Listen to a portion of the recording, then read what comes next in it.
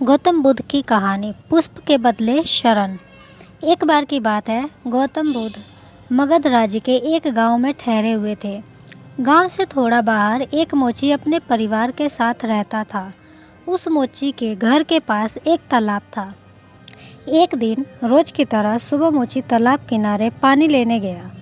वहां उसने तालाब में एक बहुत ही अद्भुत पुष्प देखा। वह पुष्प देखने में बहुत ही सुंदर था और चमत्कारी भी प्रतीत हो रहा था। मोची ने तुरंत ही अपनी पत्नी को बुलाया और वह पुष्प उसे दिखाया। मोची की पत्नी आध्यात्मिक और धर्म में आस्था रखने वाली थी।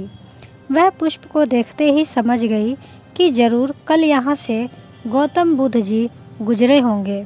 उन्हीं के प्रताप से यह पुष्प खिला है। पुष्प को चमत्कारित मानकर मोची ने एक योजना बनाई।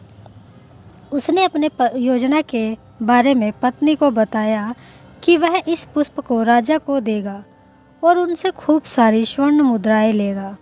उसकी पत्नी ने भी सोचा कि यह पुष्प उनके किसी काम का नहीं है, इसे राजा को ही दे दो, कम से कम कुछ कमाई तो होगी। पत्नी की सहमति के बाद मोची राजमहल की ओर निकल गया। राजमहल के रास्ते में उसे एक व्यापारी मिलता है। मोची के हाथ में पुष्प देखकर वह रुक जाता है।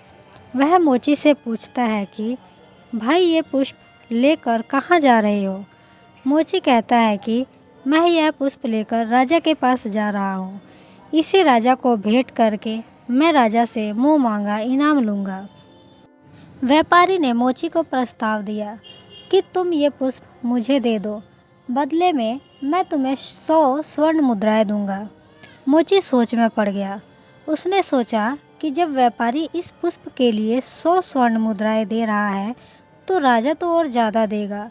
यही सोचते हुए उसने व्यापारी को पुष्प देने से मना कर दिया।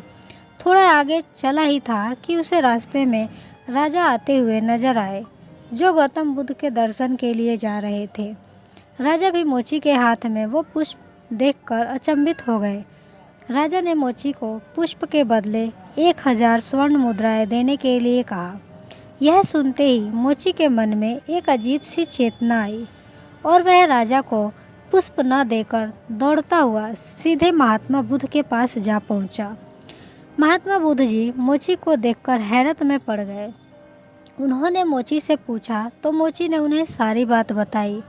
इसके बाद मोची ने वह पुष्प महात्मा गौतम बुद्ध के चरणों में अर्पित कर दिया और उनसे कहा कि पहले तो मेरे मन में पुष्प को देखकर लालच आ गया था, लेकिन अब मैं समझ गया हूँ कि जिसकी छाया पड़ने से ही एक पुष्प इतना दिव्य हो गया हो, अगर इसकी शरण में मैं चला जाऊँ तो मेरा जीवन भी धन्य हो जाएगा। इसके बाद वह आजीवन महात्मा गौतम बुद्ध का शिष्य बनकर रहा। कहानी से सीख।